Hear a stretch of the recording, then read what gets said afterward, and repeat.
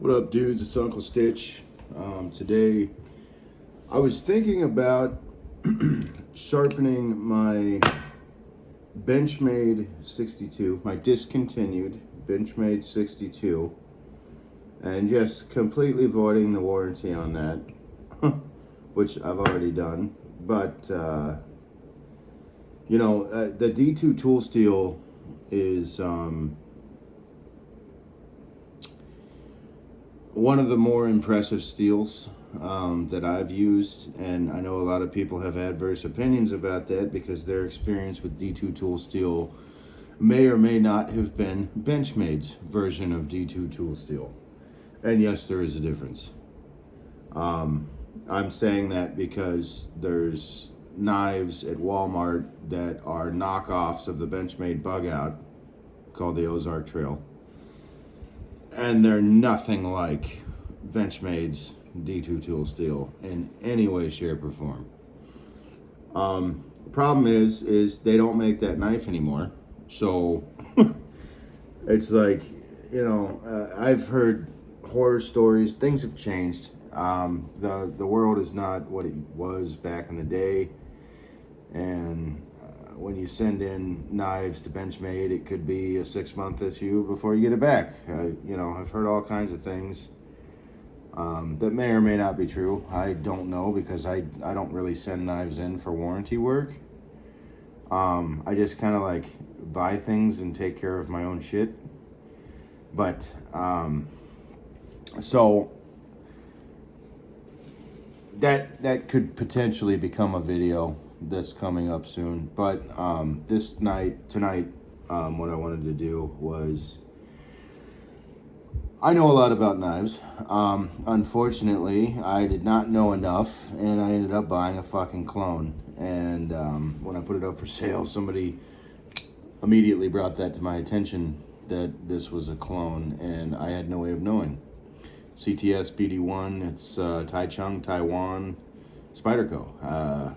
CTS XHP. This is the Spyderco Domino. As you can see, it's got some scratches on it prior to me sharpening this thing, and it is dull. It is very dull.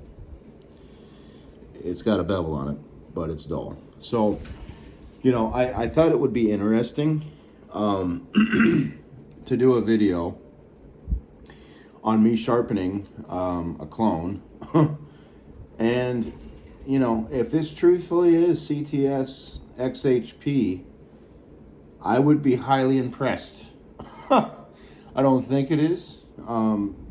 It could be. I'm not quite, as you can see, there's some staining and shit. I want you guys to take a close-up of all that stuff so that you know that those scratches weren't from me sharpening it. So I think what we're gonna do is I'm gonna put a really nice edge on this, and then we're gonna see how it holds up to some cutting tests. And I've got linoleum flooring, which is very thick material, and we're gonna see how long the edge holds up, and how it goes from there. So anyway, if you guys hear birds chirping in the background, that's totally normal.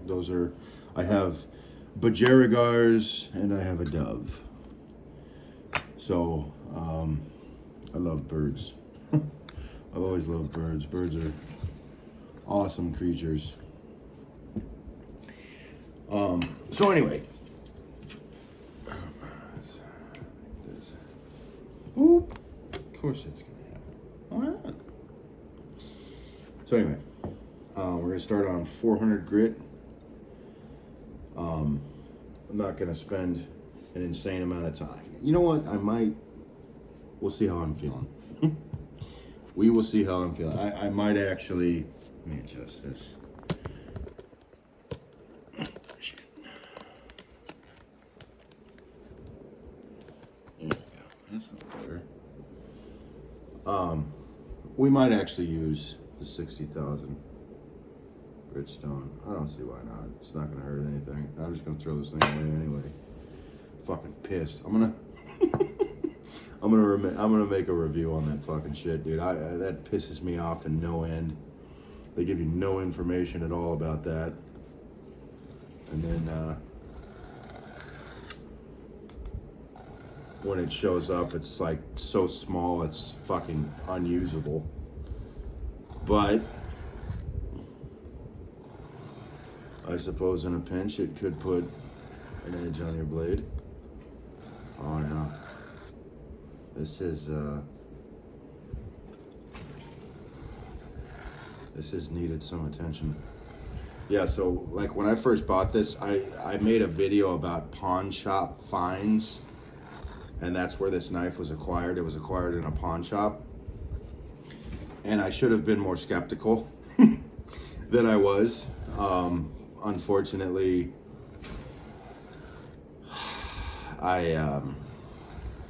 I got an amazing deal on legitimate Spydercos, enough to where it pretty much made up for this being a fucking clone. But that's the unfortunate part of pawn shops, is the people who are buying these knives are not, they look at the knife and they go look it up on eBay, they see what it's worth, and then they fucking give you a price. So, the owner, or whoever was behind the desk, tried to tell me that these were titanium handles, and I was like, and you're selling this for how much? I think it was like fucking $120 or something, which titanium alone, just the handles, I was like, what the fuck? Are you serious? And he told me that it had been sitting there forever. So I was like, well, shit. Because, you know, sometimes that happens. Sometimes you walk into a pawn shop and there's just stuff that's been sitting there. And, I mean, the economy's gone to shit. You know, and I'm not blaming Trump. I'm blaming Obama and fucking Joe Biden for that shit. They fucked us. But, I'm glad things are finally coming to surface now. So, you know, I'm not mad at the guy at the pawn shop. I just fucking looked like a total asshole putting this up for sale. Thinking that it was a Spyderco Domino, which has been discontinued because this is the clone of a Domino. And, you know, I carried it around with me for a little while. And just kind of, you know, I mean, fuck, it's a knife, you know what I mean? But I didn't get a very good impression of it because the knife was dull when I bought it. And, well, you saw my sharpening system, the fucking Work Sharp. Yeah, that is nothing up to the stones. These stones get these blades so astronomically fucking sharp, it is retarded.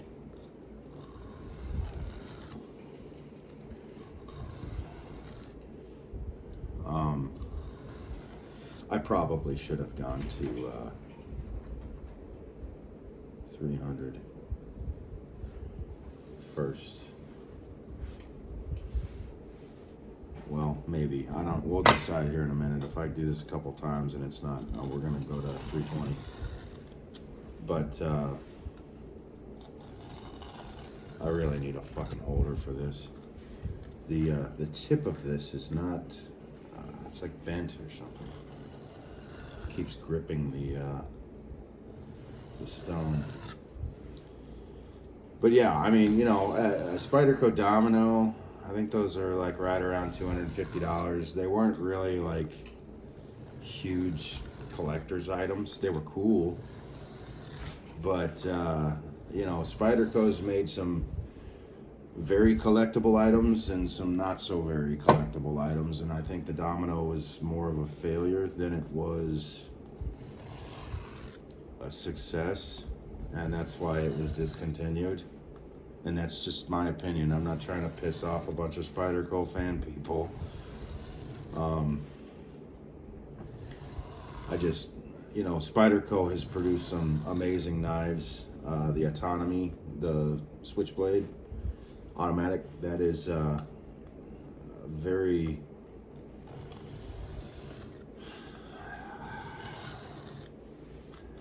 apocalyptic looking knife. That is a very attractive knife to me. And so the Yojimbo, the Yojumbo, you know, when you see pictures of those pictures do not do that knife justice. When you're actually holding that knife in your hand, that is a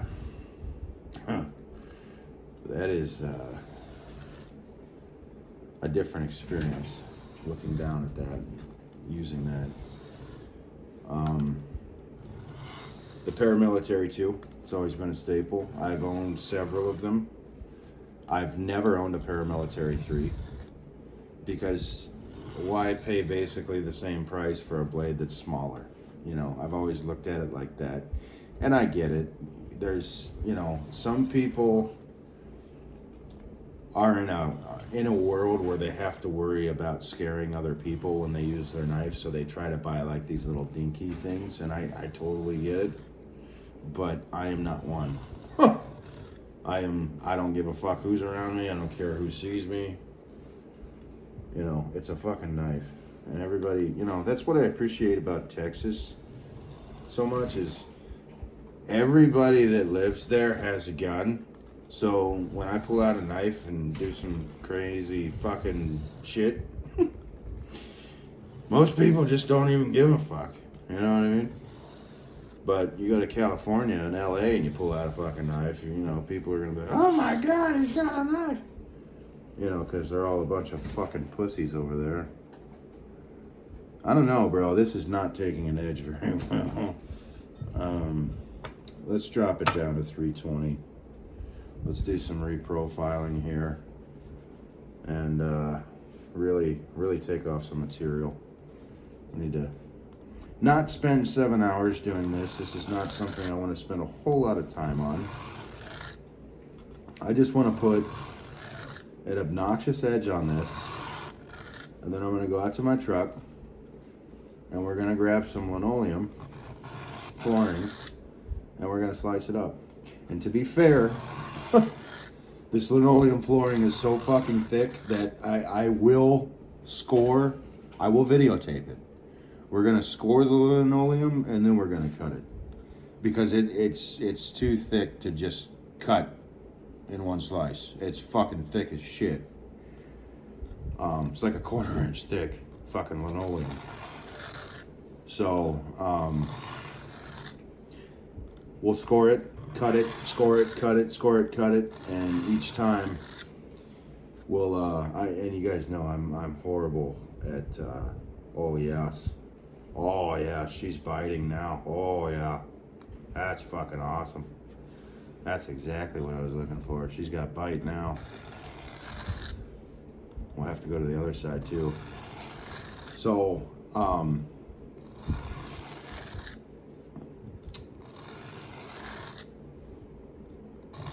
I had to fabricate some linoleum to shove underneath of like 6 different sinks because the wood was rotting out and it's getting ready to be remodeled anyway, but for the time being they just didn't want it to be so unsightly, so I just kind of like got some linoleum and kind of made it look presentable for the time being while we're waiting on a remodel. And that's how I got my hands on the linoleum. Oh yes. Oh yes. That took seconds. That took seconds.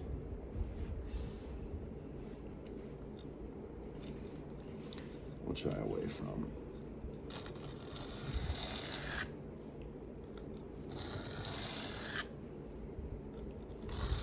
I might do away from the entire time, actually, from now on, as we progress through the stones, just to see how it turns out. I'm just curious because, and I'm probably doing something wrong, and somebody's probably watching this and they're laughing at me, but I've seen videos where people have put like mirror edges on knives, and they did not go up to 60,000 grit to do that. that's, you know, I unfortunately, I have to learn the hard way, but once I learn the hard way, I learn it forever. So, you know, I'm willing to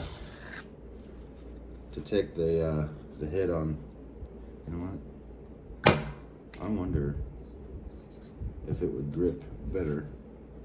Let me see. Oh no, it's not gonna grip better. Yeah, it sucks. I know. These fucking stones. They fucking show this like beautiful wooden holder and then they never send the holder. You buy the knife. But they show it in all the pictures. And they don't offer one.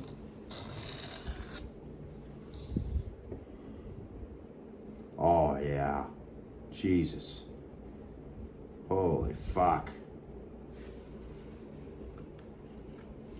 Away from it. That's right. We're just gonna try it. See what happens. Yeah, you know, it's good that I have knives like this to practice on. I know people throw a fit about the whole clone situation, but this was not my fucking fault. I didn't purposely go out and buy a fucking clone.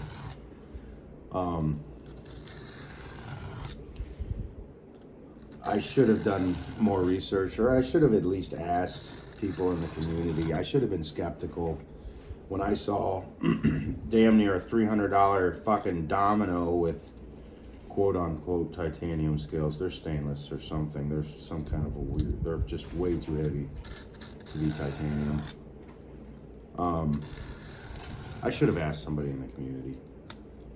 I probably could have gotten an answer within seconds. And I just didn't. I believed him. Okay. So we have established a bite.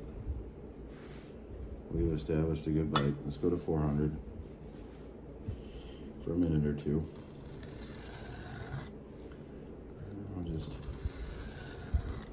slowly progress.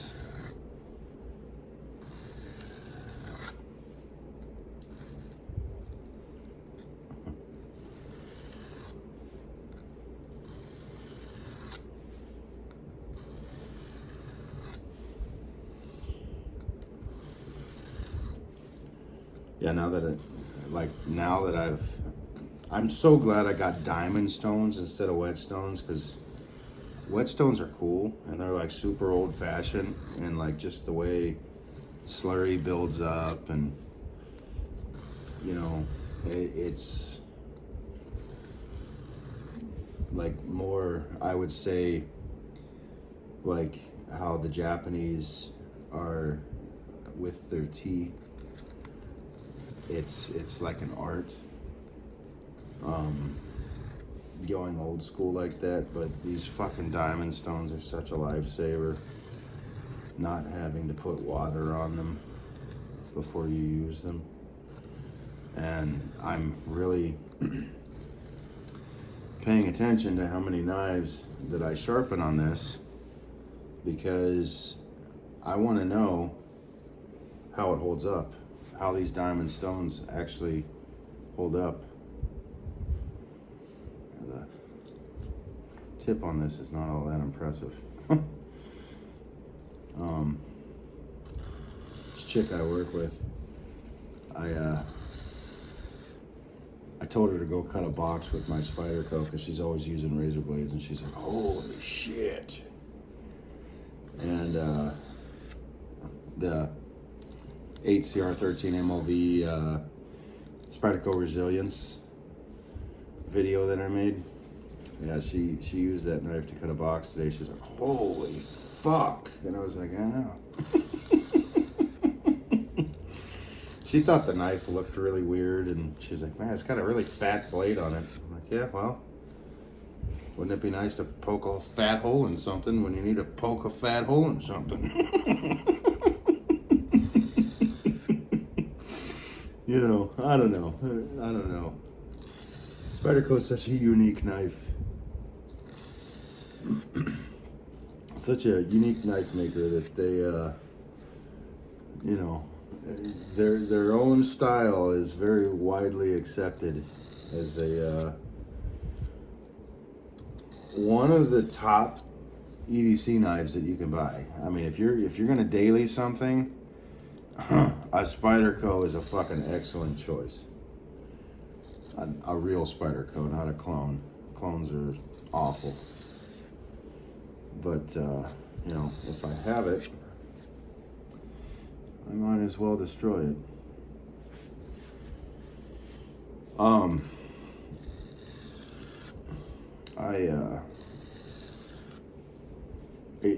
I have heard from several different people that China is legitimately using the steel that they're claiming on some of their clones. Like when they say that they're using like D2 tool steel, they're actually using D2 tool steel, but their heat treatment might not be as good. And ideally with D2 tool steel, what I'm referring to is if the D2 tool steel that has achieved a Rockwell hardness of 60 HRC, 58 to 60 is a good Rockwell hardness for D2 tool steel. It's a very difficult steel to deal with, especially when you're sharpening, because it takes a very fucking long time.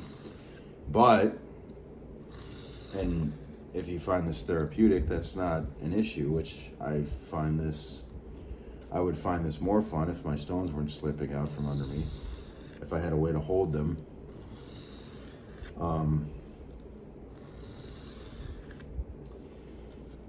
But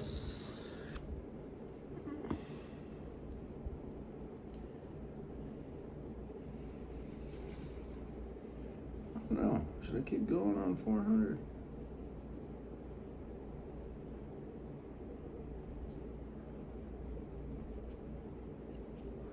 That Rockwell hardness.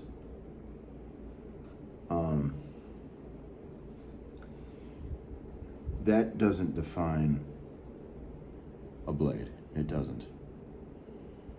I need to straighten that out a little bit. See how the lights ever so slightly.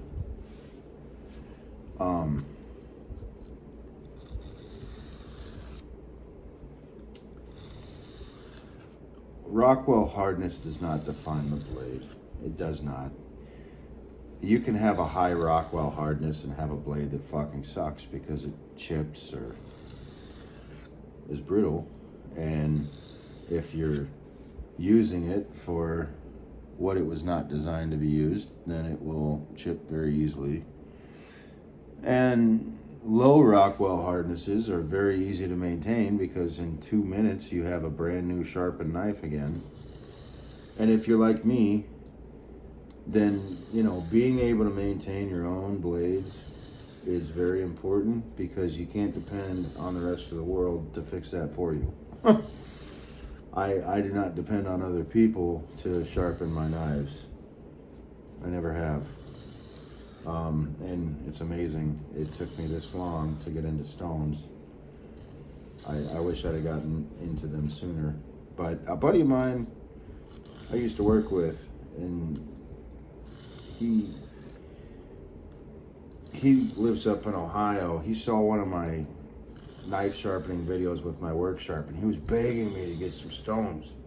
Not begging me, but he was telling me to get some fucking stones and man up, quit being a pussy.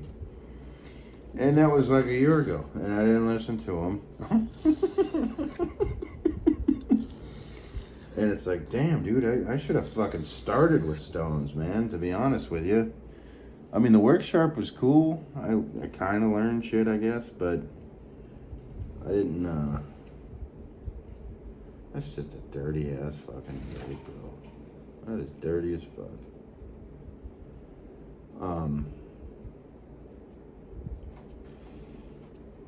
You know, I just didn't have a whole lot of confidence in myself to be able to fucking do this. I mean, it's, you know, when you watch these fucking scientists from Japan sharpen these knives, it's intimidating because they have religiously, the people who are doing high-end Yanagaba's sushi chef knives, and even swords or kitchen knives or santokus or whatever. They're so ritualistic about their sharpening. Oh, away from. Yep, we're doing that all the way just to see. They're so ritualistic about their sharpening, and they're very good at it. They are incredible knife sharpeners.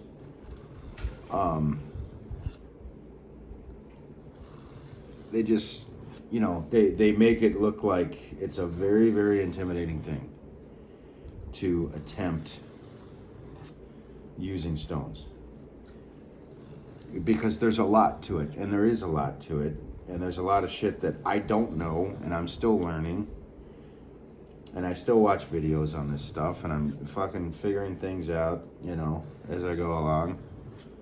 And that's why I have fucking shit like this, that it's okay if I fuck it up, who cares, Because unfortunately, if I discover a knife of mine is a clone, it does not go up for sale. It gets used, abused, beaten, and then discarded. So, I'm going to get my fucking money's worth out of it. You know what I mean? Maybe. And we'll see how well this thing holds up, to be honest with you. I don't know. You really don't know with China. I can tell you that this is not pot metal. I can tell you that. It's, I don't know. This has a certain hue to it that leads me to believe that this isn't just a basic 440C. This is not a basic 440C or 440B or 440A or any of that shit. This is some kind of a premium steel. I just don't know what. It could be correctly labeled. It could be CTS XHP for all I know.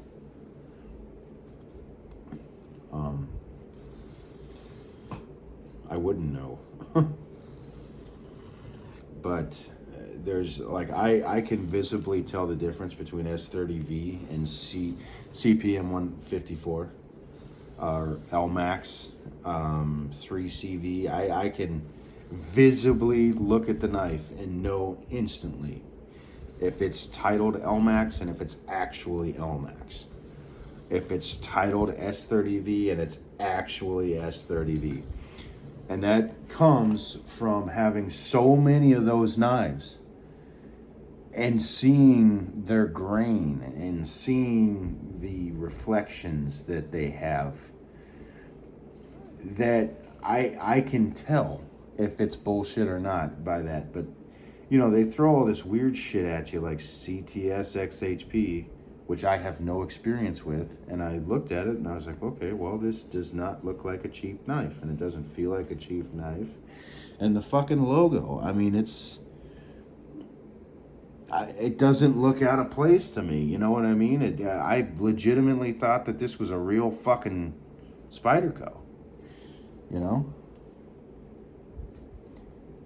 that does not look cheap at all. So, it happens. But, if this thing ends up actually being a fucking beast when I'm done with this, I'm actually going to give this to a coworker of mine who I feel horrible for because he came to America from Russia and he's not legally allowed to own a firearm, so his only self-defense that he has is a knife, and the knife that he has is fucking awful. It's one of those survival knives that's like a Rambo style knife where the handle is hollow and it has supplies inside. And I told him, I was like, you do know if you actually needed to fucking use this would fall apart probably the first time you tried to penetrate something with that, right? And he's like, I know.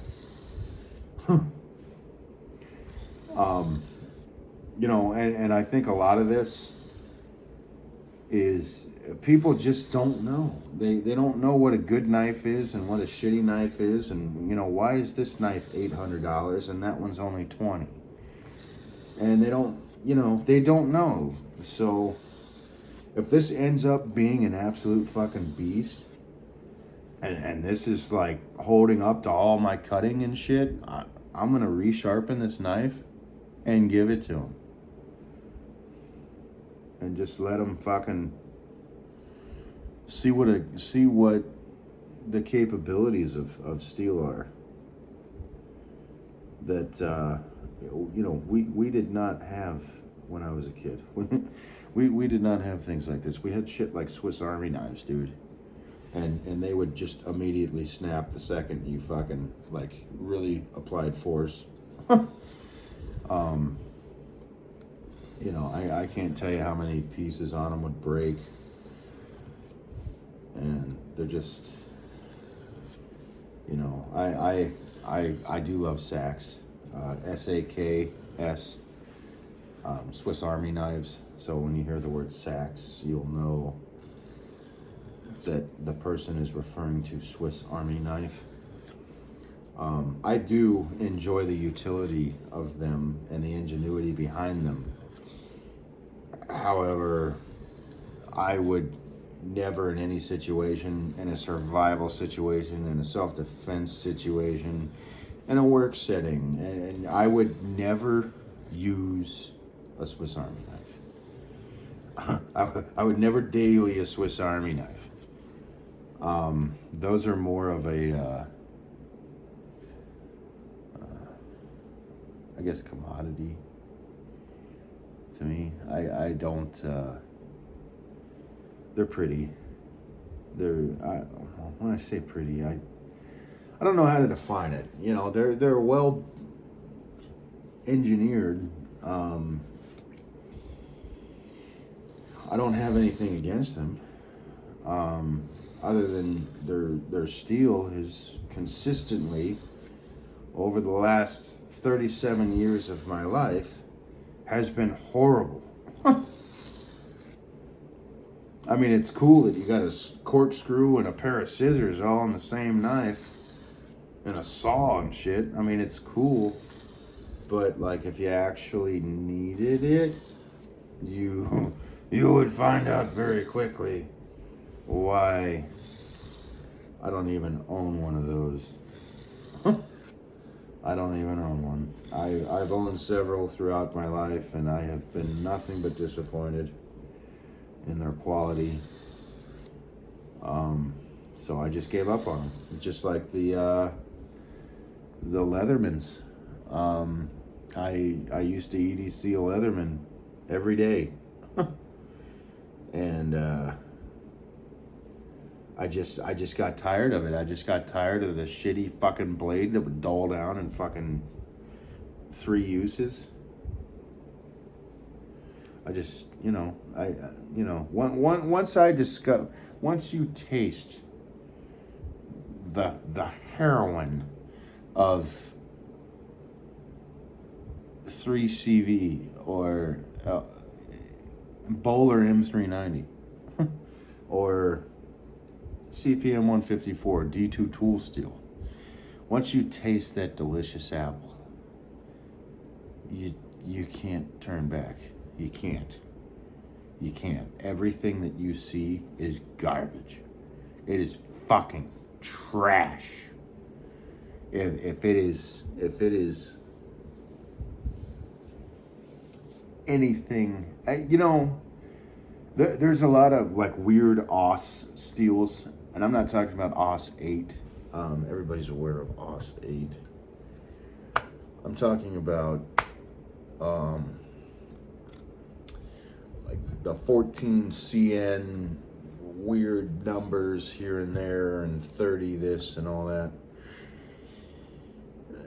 that I have never even tried. And there probably are good steels, but when I experienced 8 CR13 MOV for the first time,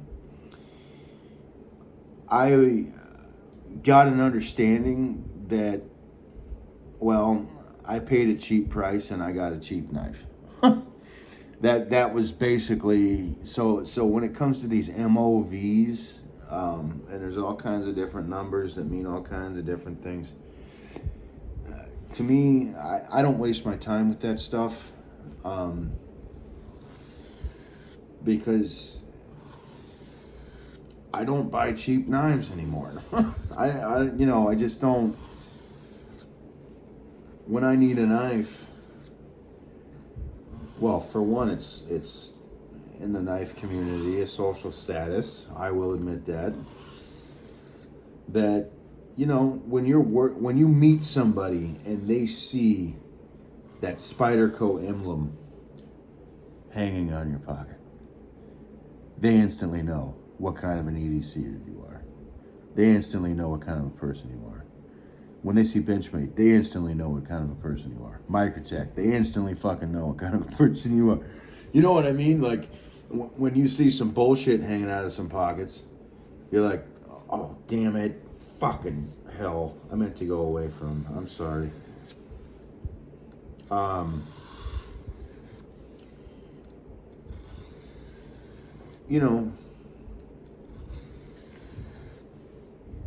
think,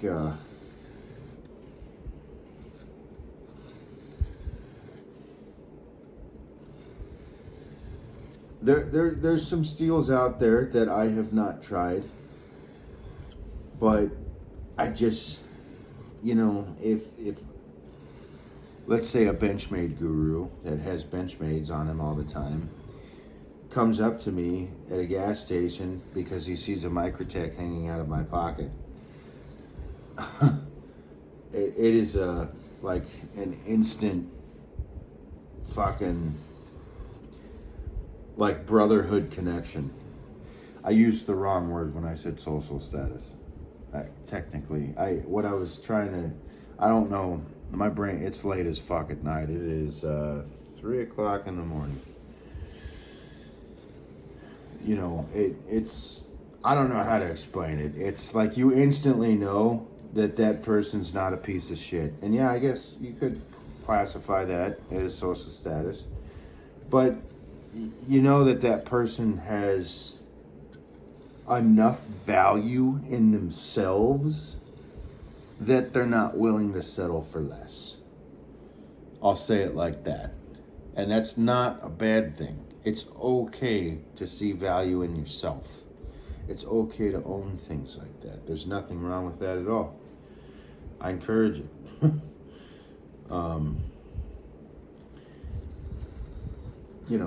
When you, I gotta move this. Well, do I? Okay, so I just did that side. I'm trying to do this so that it's comfortable. I just did that side, right? I think I just did that side. Looks like I just did that side. This is awkward.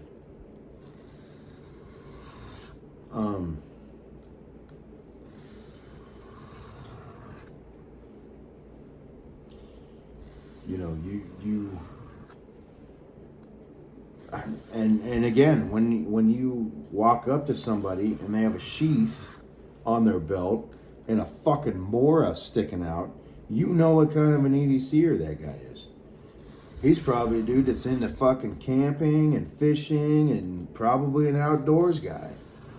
Or if you see an Essie or a Tops or fucking even Todd Begg, man. Somebody, you see one of his fucking boot knives hanging out of somebody's boot or something. I mean, you fucking know who that motherfucker is. You know what I mean? It's just, it's kind of like one dog sniffing another dog's asshole, essentially. But, you are,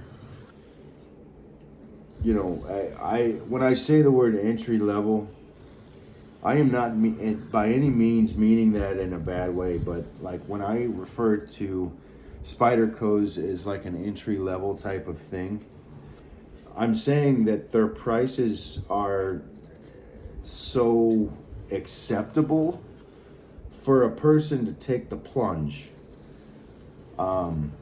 Like the guy that's like, hey, I've been carrying a Swiss Army knife my whole life, and I don't understand why you would carry a $800 knife.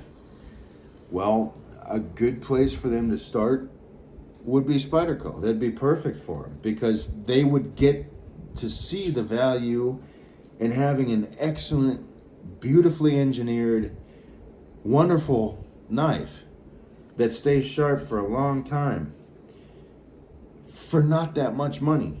Compared to what other companies are charging, like Medford and all that, you know, those prices are intimidating to people that don't see value in the knife or don't understand. And Spyderco is a good segue into that. So is Zero Tolerance. Zero Tolerance, they make some excellent knives. And they're not that much. I mean, if you're just starting out from going from a keychain pocket knife to, you know, wanting to understand where the love comes from and why somebody would spend so much on a knife, because to them that's so much that you're spending on a knife. You know, I think that Spyderco, ZT, I don't know. Yeah, there's a lot of brands out there that are good segues, but I would stick with something reputable. I know there are people who are dying to hear me say the word Kershaw. Unfortunately, I will not. Not a huge fan of Kershaw.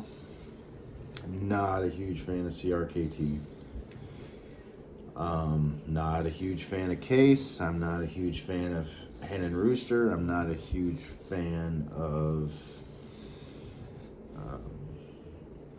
FWD. Basically, any company. I'm not a huge fan of Cold Steel. The only respect that I have for Cold Steel is the fact that they have made their own version of samurai swords, and they're actually pretty decent. The Cold Steel Dragonfly, you guys should look that up. It's beautiful. It's a green sword. Looks beautiful. You know, the artwork is what, that's the respect that I have, is the artwork, not the the knife company itself. You know, the people in the knife company itself are just obnoxious. I don't know how to describe that, but they did make a Tanto style knife, which was very similar to the Kodachi. It was called the O Tanto, and the problem is with Kodachis is historically in Edo period Japan were legally allowed to be carried because they were 60 cms or less, which is 23.98 inches. I am saying all of this without looking at a fucking thing. This is burnt in my brain. So essentially 24 inches. Now, assassins would frequently carry Kodachis. Actually, the Kodachi was not very popular, but there were people who were using Kodachis as ways to kill other people and fit along into the crowd with their legal sword. So the Cold Steel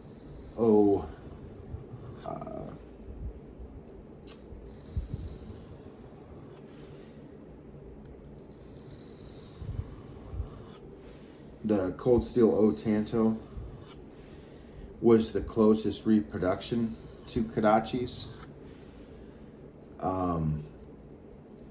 But it was not a Kodachi. It was not, you know, The Kodachis that I'm referring to are a straight blade.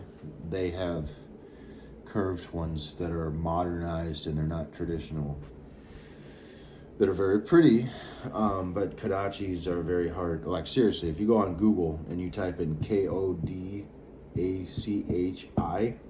you will see all kinds of information, but you will not find a single one of them for sale. Ever will that happen. You will have to get a hold of like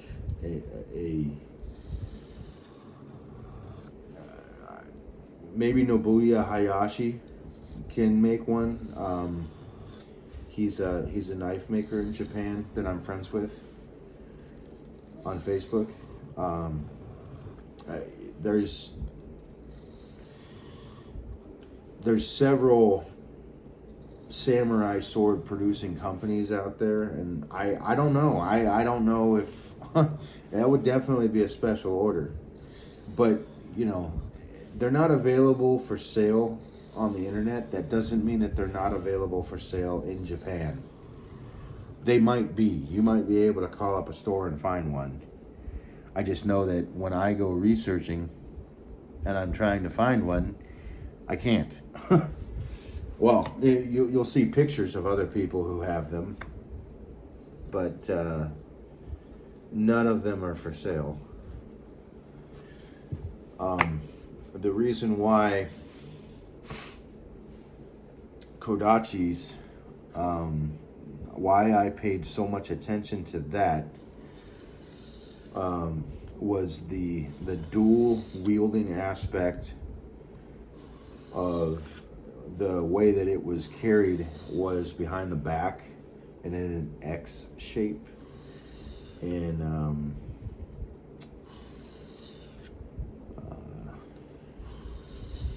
I don't know all the Japanese terms for the gown that they wear or whatever.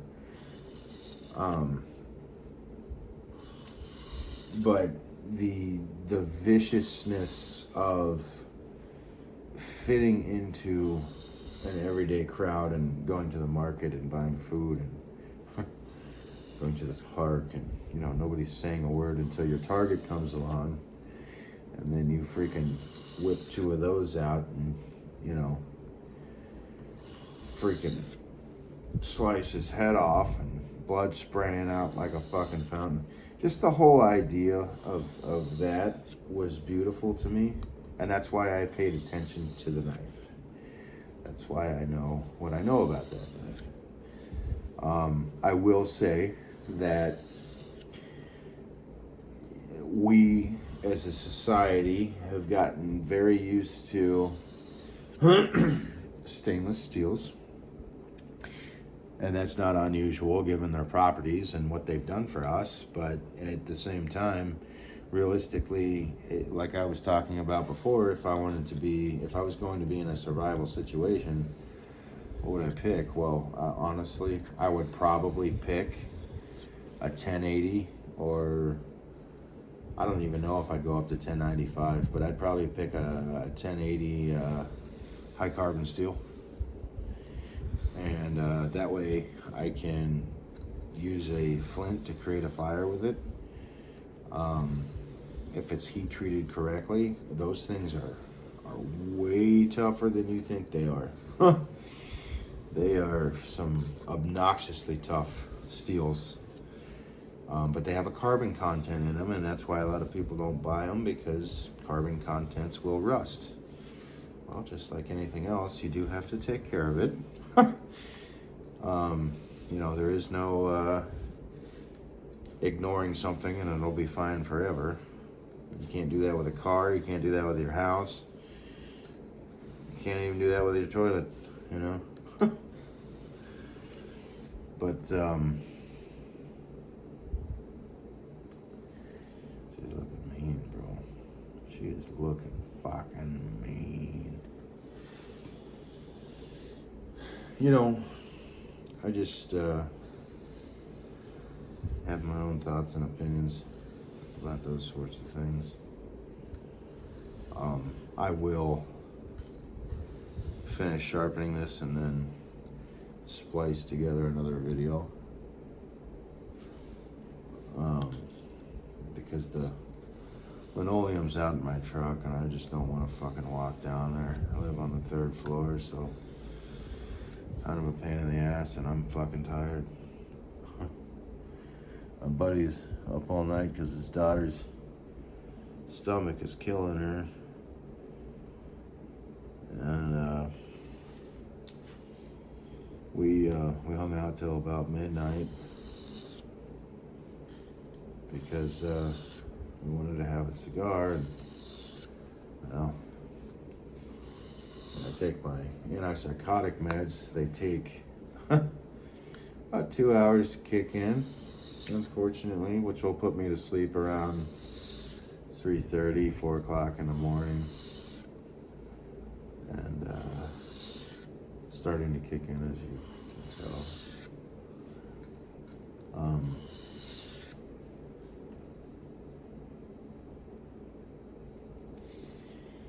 I think going down there and grabbing the linoleum and coming back up here is just too much. Too much right now. I will at least get this up to 3,000 grit. And then we will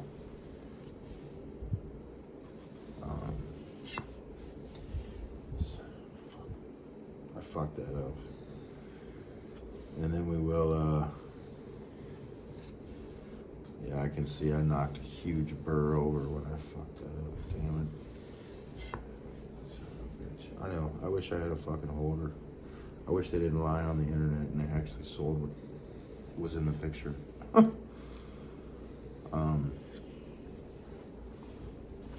know what the problem is. I need to have 400 grit underneath of it,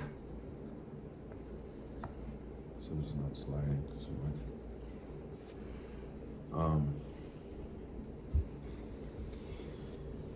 Yeah, that stuff when it kicks in, I just kind of start relaxing, you know, all the thoughts in my head just disappear and finally give me a chance to relax. But I will tell you that sharpening knives is very, very relaxing to me. It is, it's like you finally get to spend your own personal time and you get to restore beauty to a very, very important everyday tool that you're going to need. And you finally get to spend time with it. You know, because realistically, I probably pull a knife out of my pocket maybe 10 to 20 times a day on average. And you know, when it does come out, I'd like for it to be nice and sharp and pretty, and kind of give a representation of efficiency, I suppose.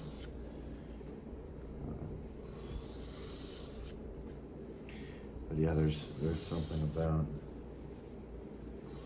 sharpening on stones that is a very beautiful thing.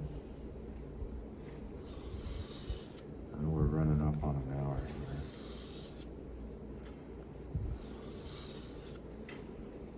That's a little high.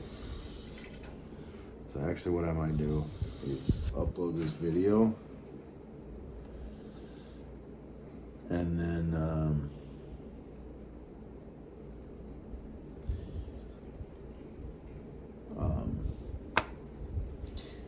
upload the second part of this video, just because when it comes to like splicing all this shit together, it takes up so much fucking space on my phone.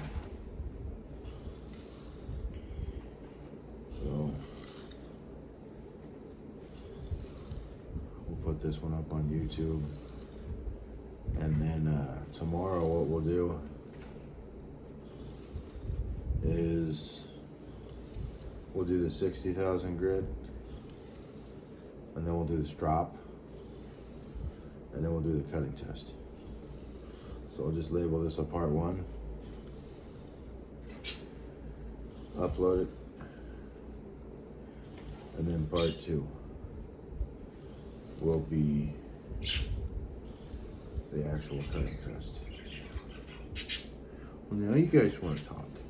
I love my birds, man. I got a lot to teach about birds that I think would be useful to the world, because there's a lot of really shitty information out there. I absolutely adore birds. Birds are very playful, very sensitive creatures. They are the highlight of my life. Everything is a toy to them. They're so inquisitive and exploratory and so primal when they forage and just they play together, and it's a nice addition to my life. They certainly bring me joy. But there's a lot of bad information out there. There's there's a guy that's talking about, like, when you bring home a new budgie, a budgerigar or a parakeet, so to speak, even a cockatiel, pretty much any bird. Birds are very well aware that they are pretty much bottom on the food chain, so they're very untrusting of everything. You have to earn that trust. That trust is not just given. And one of the most popular ways to earn that trust is by sticking your hand in the cage. So what I tell people is set the bird cage up in the room where you're going to be spending the most of your free time. So when you come home from work, if you immediately go to the living room and sit down and turn on the TV for a couple hours, and that's where you stay till like it's time to go to bed, then keep your birds out there, because the entire time that you're not paying attention, they are paying attention. They're watching you. They're watching your mannerisms, and they're trying to figure out if you are a predator or if you are not a predator, if you are a danger to them or not a danger to them. And as you're talking to them, and you could even keep your hand outside of the cage, and you'll know, they will let you know if they're scared of you, and they will be scared of you when you first bring them home. So one of the best ways to defeat the budgie is with food. They love millet. That's one of their favorites. I give mine a variety of vegetables and fruit once a week. You don't have to do that. They do make pellets. If you do buy pellets, just make sure that it's specifically designed for budgies, because there's a lot of different pellets out there that are designed for different birds. So his information, when you're ready to build trust, is to stick your hand in the cage for 5 minutes a day. That's bullshit. You do not stick your hand in there for 5 minutes. You set that bird cage up on a TV stand or a nightstand or something, and you hold your hand in there with millet in your hand for an hour. Turn on the TV, or whatever, however long it takes. Just hold it in there till you just can't do it anymore.